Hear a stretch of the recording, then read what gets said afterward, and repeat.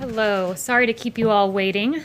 Before I begin, it is day 42 of the botched New York City primary, where still there is no election results in one congressional race. This, as the New York Times notes, is due to, quote, the deluge of 400,000 mail-in ballots, previewing the, quote, challenges facing the nation as it looks towards conducting the November general election with mass mail-in voting. Now I'd like to highlight the Trump administration's actions on telehealth, which the president detailed yesterday. The president signed an executive order to make regulatory reforms allowing for greater access to telehealth and toward making it permanent.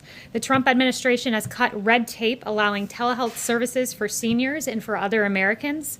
35% of Medicare beneficiaries took advantage of the president's reform, seeking telehealth services over the phone rather than through video conference. A simpler and a smarter way to go about things is now available to Medicare beneficiaries. The president also took executive action to boost rural healthcare services. According to a 2019 study by Navigant, rural hospitals would be devastated by Medicare for All, otherwise known as government takeover of healthcare. And under that analysis, they found that if Democrats had their way, 55% of rural hospitals, or 1,037 hospitals across 46 states, would be at high risk of closure. The president's executive order calls for strategic investments in our rural communications infrastructure, which will expand telemedicine and rural broadband access. Democrats seek to deny Americans their health care freedom, but President Trump is working hard to save your health care by guaranteeing protections for people with pre-existing conditions, eliminating the highly unpopular individual mandate of Obamacare, stopping surprise medical billing, increasing transparency, and lowering drug prices. President Trump will continue to work hard to enact these healthcare principles by requiring price transparency, allowing states to purchase drugs from other countries, and improving Medicare to lower drug prices and reduce out-of-pocket costs for seniors, and by ending surprise medical billing and making companies compete for your business by providing more options and more affordable plans. Lastly, later today, Senior Advisor to the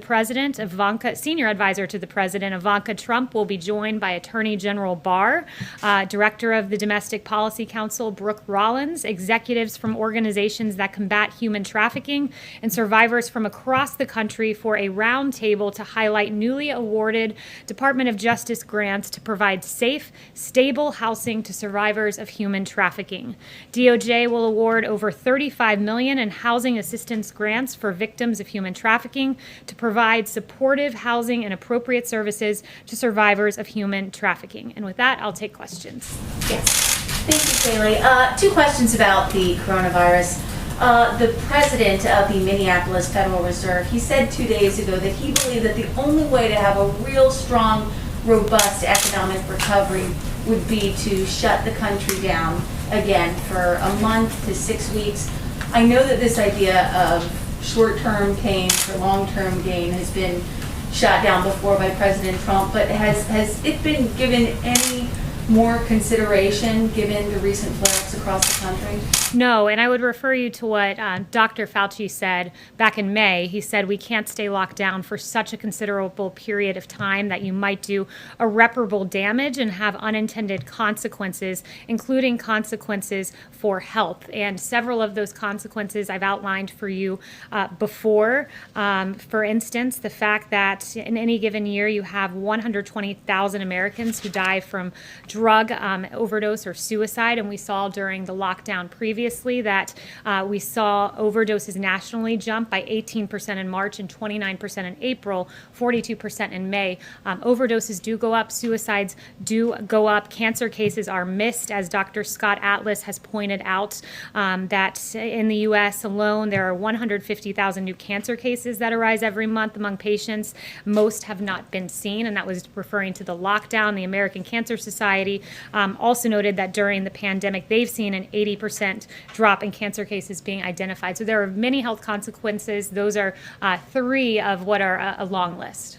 But so no matter how bad it gets, you don't think there's any way that President Trump would look at a nationwide I'm certainly lockdown? not going to engage in hypotheticals, but no, the president is not considering a national lockdown. What he is encouraging is mitigation efforts like wearing a mask, which is patriotic, like social distancing, and engaging in these really common sense, safe measures to safely reopen and avoid the health consequences of a lockdown. Okay, and one more thing about the negotiations going on today on Capitol Hill. Given the amount of money that is involved, the amount of Americans that would be impacted by this next stimulus bill, why isn't President Trump more personally involved, or at least more visible in these negotiations? Well, he is through his chief of staff and through his secretary of the Treasury. He's regularly updated. I was just in the Oval Office with him, and the chief of staff was updating him on that very measure. But right now, the Democrats are being fundamentally unserious. They've offered no concessions. They've offered no plans. If anything, they're moving the opposite way. And to demonstrate their unseriousness, their $3 trillion plan, they've now said, oh, it needs to be $3.4 trillion, when the president has had a very narrow, specific focus right now. It's extending unemployment insurance. It's making sure Americans don't get evicted. And when Democrats, as I noted on Friday, were offered the Martha McSally bill, which would have been extending unemployment insurance for at least 7 days while these negotiations continue, that was rejected by Chuck Schumer, which should tell you exactly where Democrats stand. And it's against hardworking Americans who lost their jobs through no fault of their own. Yes. The president about 10 minutes ago tweeted about vote by mail absentee voting. He says, in Florida, the election system is safe and secure, tried and true.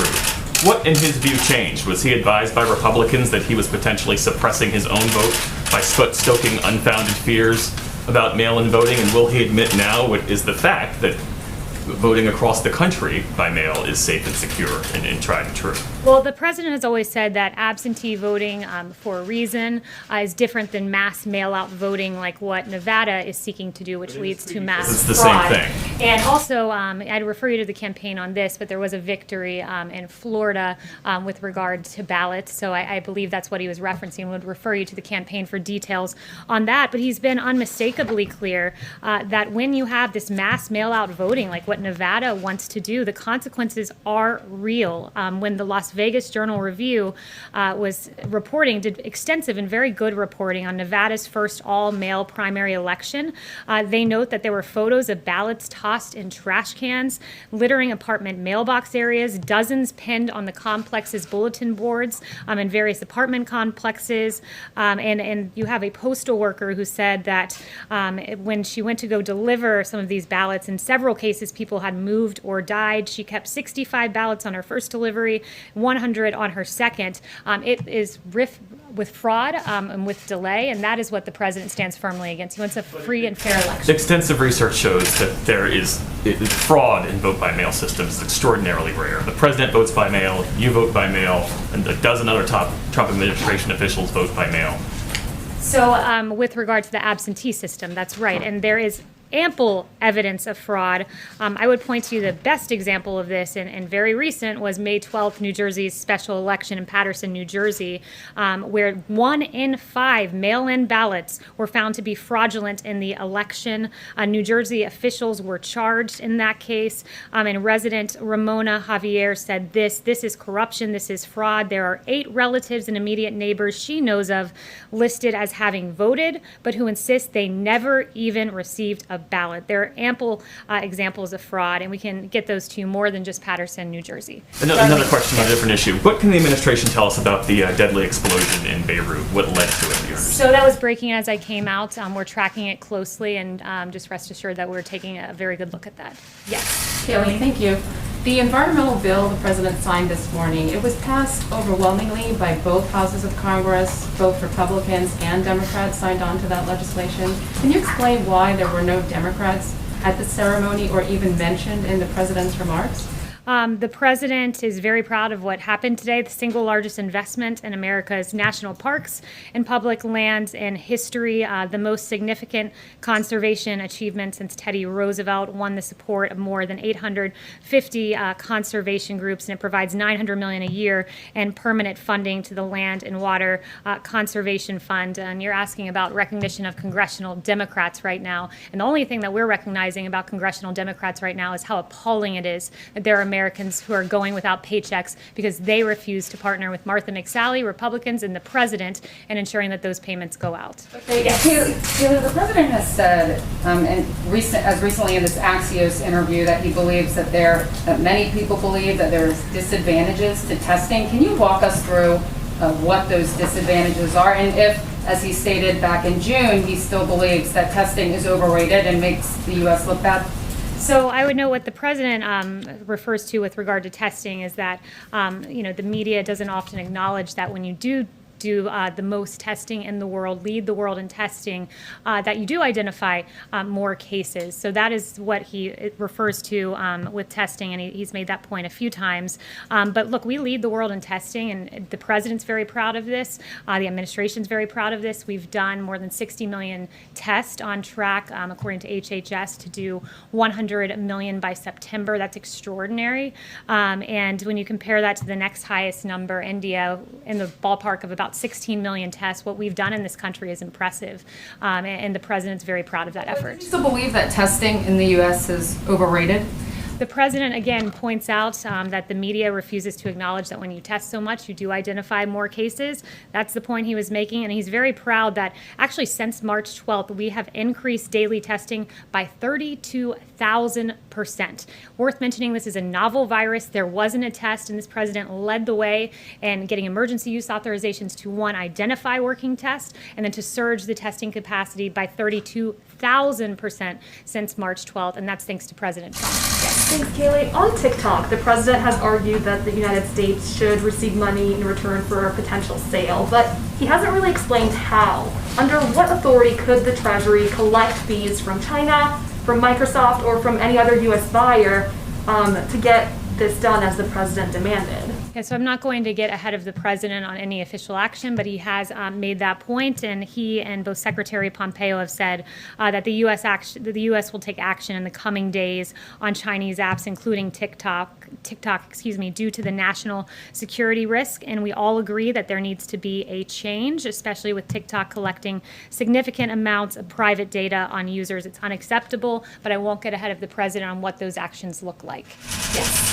Thanks very much. I wanted to ask also on TikTok about Beijing has said that it may hit U.S. firms as a response. It sort of slammed this smash and grab of TikTok. What do you say to that in regard to China? And secondly, China has not complied with its commitments under the U.S.-China Phase 1 trade deal. We're reporting today that they've only completed 5%, for instance, of the energy purchases in this first half of the year. Can you just sort of say? Yeah, we encourage China to fulfill their obligations in the Phase 1 China deal and to fulfill their end of the agreement. But the president remains keenly focused on TikTok and protecting the private data of millions of people in this country. And PRC's, the People's Republic of China's laws require Chinese companies to cooperate with PRC security and intelligence services, enabling the CCP to access foreign user data. And what this means is that these entities ultimately answer to the CCP, which actively undermines U.S. interests and is hostile to American values and the rights of individuals. And the president will stand firmly against China on this. Can I just, yes, John? Thank you, Kayleigh. I wanted to ask you about the COVID relief bill. The president has suggested if there is no agreement that is reached, the president would act unilaterally.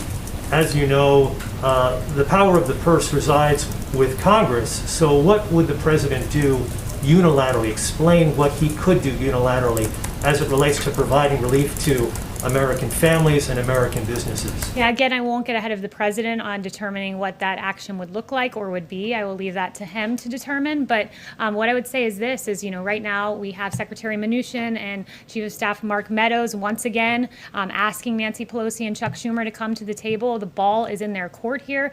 We've made at least 4 offers. They've made 0 offers. It's unacceptable for hardworking Americans. Kayleigh, on mail-in voting, which you talked about at the very top of the briefing, the president suggested yesterday that he has the right to write some sort of an executive order as it relates to mail-in balloting. Can you explain what would empower the president in the Constitution to take some sort of executive action as it relates to mail-in voting? Again, I won't get ahead of the president on his actions and what those actions would be, and I'm not going to engage in a hypothetical as to what the actions would be and what authorities they would be based upon for yet to be announced actions. But just to once again underscore the president's concern when you look at the delays in voting in Pennsylvania, a very good report by CBS, Zach Hudak. He got a quote from Luzerne County Manager David Pedri, who oversaw or who identified some of these delays that they saw in Pennsylvania with mass mail-in voting. And he said this, quote, "I have this nightmare of CNN, Fox, CBS, and everyone else waiting for these things to come in on election night, and we don't have them. It is very hard to speed up this process." And Luzerne's experience was replicated across the state. So as we've seen in Pennsylvania, as we've seen in New York, as we see across the country, the president's very concerned about delays and outright fraud. One final thing, Kayleigh, on TikTok, if I may. The president said yesterday in the briefing that took place right here in the briefing room, the United States should get a very large percentage of that price because we're making it possible, and that was referring to Microsoft's proposed purchase of TikTok. I've never heard of that before, and maybe you could explain that to me, how the government could get a percentage of a price of a private transaction. Again, Can you explain I'm not how? going to get ahead of the president again on this action. Yes, Francesca. Kayleigh, I want to ask you something about the executive orders, but I do want to follow up on Kristen's question and just get a better understanding of what the president is doing personally to make sure that those extra unemployment benefits are reinstated. Is he calling senators on Capitol Hill? Does he have any plans to meet with Nancy Pelosi or Chuck Schumer personally? And is the White House concerned that all parties will be blamed if there is no deal and voters will just stay home in November? No one has worked harder to ensure that those payments get to Americans than this administration. Chief of Staff Mark Meadows, Secretary of Treasury Steve Mnuchin have been on the Hill many days now trying to get this deal worked out. But it is Democrats, it is Nancy Pelosi, it is Chuck Schumer that are making an absolute mockery of this process rather than coming towards us and do a clean extension of unemployment insurance. They are moving beyond what their initial request was of $3 trillion, and then they moved to $3.4 trillion. They wanted $100 billion for schools, and we offered $105 billion, to which they rejected. They are making a mockery of this process. We're still engaging with them, but this president has been clear. He's ready to act on this, and it is of paramount importance to him. And again, why would you reject Martha McSally's clean extension? Democrats are fundamentally unserious, and they're making a mockery of the process. Calling them? You mean? Okay, then if you don't want to move on that, with regards to the executive orders, the president has signed a flurry of those recently. He said yesterday that he expects to have a healthcare plan by the end of the month and also an immigration plan by next month. Does the White House feel a sense of pressure to get everything on the president's to-do list done before November? No, but the president moves at a very rapid pace, and he wants to get as much of his agenda accomplished this term and going into next term. This president's done a lot already, but he will work on COVID, and alongside that, many other issues as he routinely does. This administration often is accomplishing items on 2 or 3 different topics in a day, as you can see today with the human trafficking, the event this morning, and then also I have an announcement the president will have a COVID briefing at 5:30. But I do want to just step back and say this with regard to COVID. I think it's really important to put the successes of this administration in context, and I got some new information from HHS just before I came out here. This was a novel virus. There were no tests. There were no therapeutics. But what did this administration do? We, as I noted earlier, surge testing, increased it by 32,000 since March. HHS is projecting 100 million tests completed by September. Because of President Trump's tearing down of red tape, there are more than 230 clinical trials of potential COVID drugs and biological products are underway, and over 510 are in the planning stages. Today, NIH announced 2 separate COVID treatment trials, Active 2 and Active 3, and these are monoclonal antibody treatments. And also by September, we have secured more than 500,000 courses of treatment of remdesivir remdesivir. That is one of the several therapeutics that this president has achieved and finding for the American people to treat this novel disease, this novel virus. And the vaccine, again, moving to phase 3 clinical trial at the fastest rate for any novel virus in history. This could only be accomplished by President Trump, by a businessman in the White House who is not only on the race to get a vaccine, we have 2 in phase 3 clinical trial, but is securing 100 million doses in advance so that we're ready to ship them out. This president has been hard at work on COVID, along with a number of other issues, and those EOs will be forthcoming. Yes. Are you calling on me? Can I please go? Yes. Israel reopens. No, you can go Israel ahead. opens schools. I called Israel you. opens schools. Israel opened schools, Please and go. they had issues with that. There were outbreaks. Students got I sick. called on you. What do you think of the fact that Israel Denise, opened you- schools and had to close? I called on you and you didn't ask your question, so then I proceeded To speak call over again. another reporter, I wasn't going to do Go ahead, that. So Andrew. do you not want to answer my question now that I was not being rude to another Go ahead, reporter? Andrew. Okay, the president said in his interview with Axios that he's doing everything he can do to address the virus. Is that really true? I mean, is there nothing more that he can do at this point? And also, is he willing? Does that suggest that he's willing to accept the number of deaths that we're seeing every day? No, we are hard at work each and every day to defeat the invisible enemy. And in fact, just to give you an update on some of the actions we've taken, right now there are currently 28,220 U.S. government personnel deployed for COVID-19 response. On top of that, next week, Dr. Birx has visited states across the country, and next week she'll be visiting Indiana, Ohio, Kentucky, Tennessee, and Virginia. We're hard at work at, again, getting more EUAs for more treatments and therapeutics and testing. So every day we're rapidly looking at how we can make this the most robust response in the history of this country. And I think that we've done that when you look at remdesivir and the therapeutics at play, and the case fatality rate is really indicative of what this president has done. When we have the lowest case fatality rate, one of the lowest in the world, below the average of the world, and below Europe, that shows that our therapeutics are working. Remdesivir, convalescent plasma, and dexamethasone. This president's hard at work, and he'll continue to work You're hard. doing everything Yes. that you can possibly do when there are still waits for getting test results back, when you have declined to impose a national mask mandate, when you're saying you won't shut down the entire country again. So with regard to testing and the timing, when we identify a problem, we quickly identify a solution. And when there were delays in testing, we immediately identified pool testing as a way to increase the speed of testing. We already lead the world in testing, so to increase the speed, we move towards pool testing. And that's the flexibility with which this administration adapts to problems we identify on the ground, and we rapidly develop a solution to ameliorate the problem. Yes. Thank you, Kayleigh. Would the president like to see Mitch McConnell put the $600 extension of the unemployment benefits through the end of the year on the Senate floor to put the Democrats in the spot of having to vote for that clean extension? So I haven't talked to him about that proposal, and I don't want to get into the middle of the negotiations. But it's safe to say is there's been one proposal, one clean proposal to extend unemployment insurance. That was put forward by Martha McSally. The president was ready to sign it, and it was rejected by Chuck Schumer and Nancy Pelosi. Can I follow up and just Yes, ask you may. on a slightly separate topic, whether or not the White House has a view on whether or not members of the media, a pool, should be allowed to cover the Republican National Convention's official proceedings in Charlotte, which apparently, as of right now, because of the space limitations, the convention committee is saying that that's not going to be possible. I'm not read into the convention discussions, but I certainly will inquire about that and follow up with you and find out what the status is. Yeah. Thank you. Yes. Thank you so much, Kayleigh. Do you have anything with regards to the massive explosion in Beirut that occurred earlier? Again, that was breaking as I came out here, and it's safe to say we are monitoring the situation. Yes. Thanks for calling on me. I wanted to give my question over to you, Nish. Sure, that's fine. Thanks so much. So my question is, or two questions. The first quick question is, Israel opened its schools back up. They thought they had the virus under control.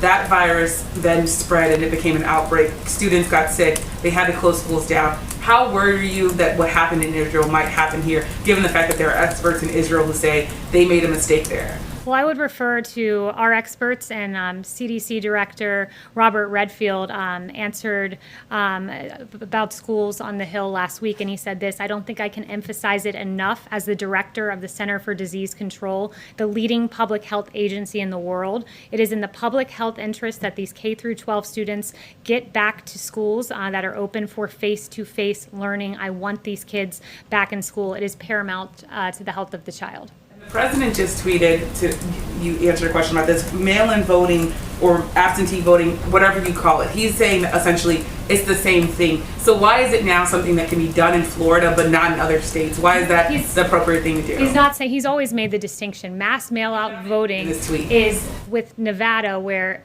ballots are mailed in mass out to the voter rolls. So in a place like LA, for instance, where 112% of LA County is registered, ballots go out, and at least 12% of those we know are not active voters.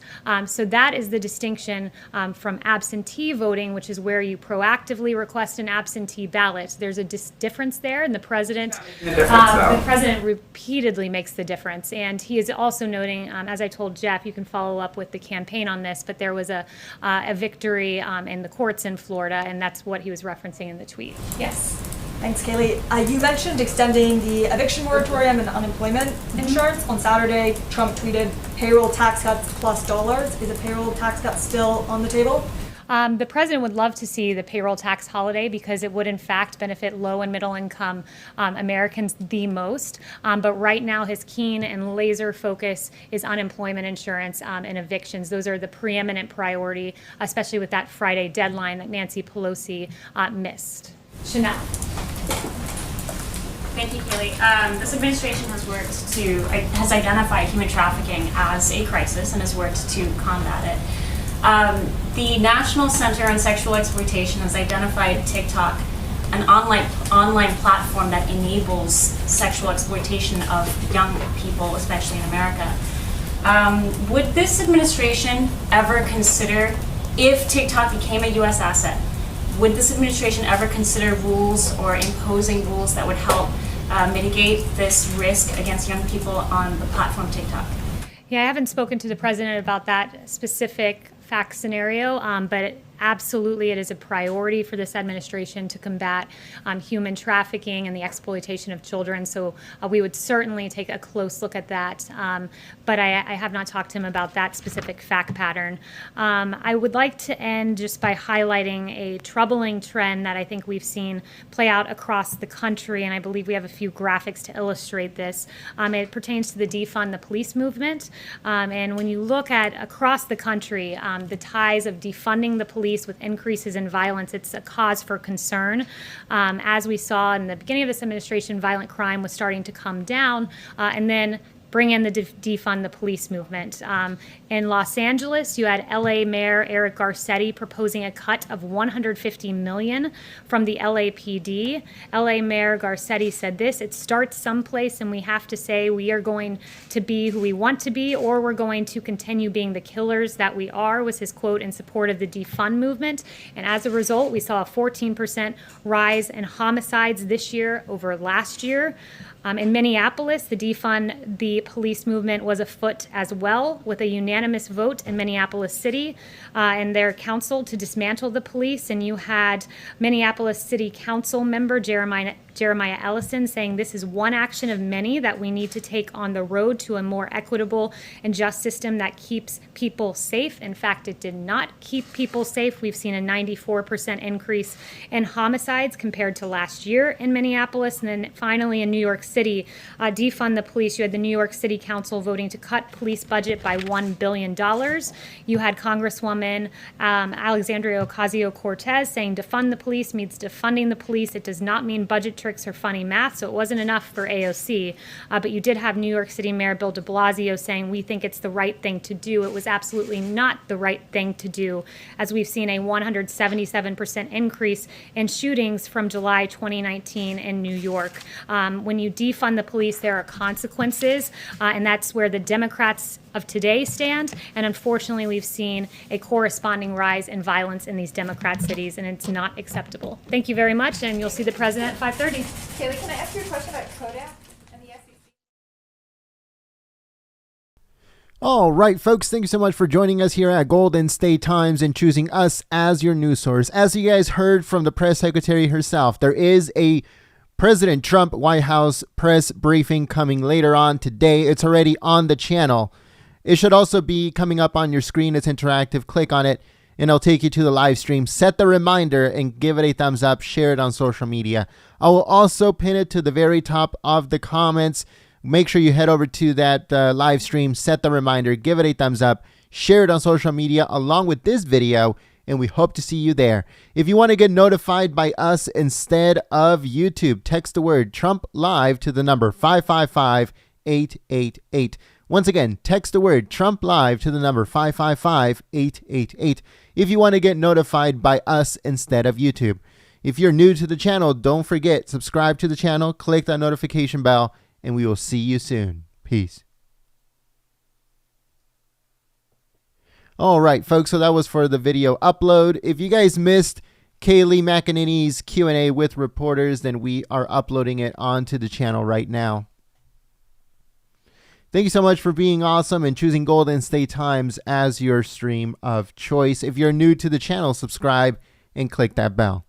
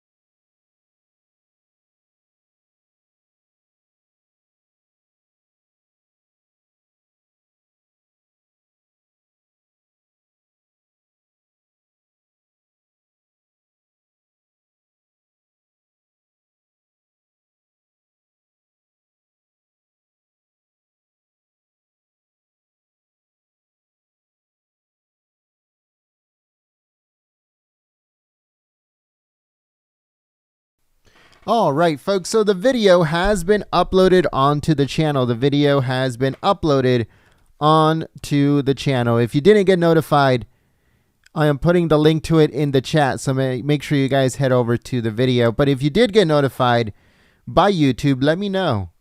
I want to know if people got notified today because they were not sending out notifications for the live stream. So if you did get notified for the video, let me know in the chat. I just uploaded it right now, so probably like 2-3 minutes ago. So if you got notified, let me know. But if you didn't, click on the link that I am putting in the chat. Head over to the video, give it a thumbs up, and share it on social media. Don't forget, folks, President Trump is having a White House press conference later on today. The video or the live stream is already on the channel. Make sure you head over to the live stream, you set the reminder, you give it a thumbs up, and you share it on social media.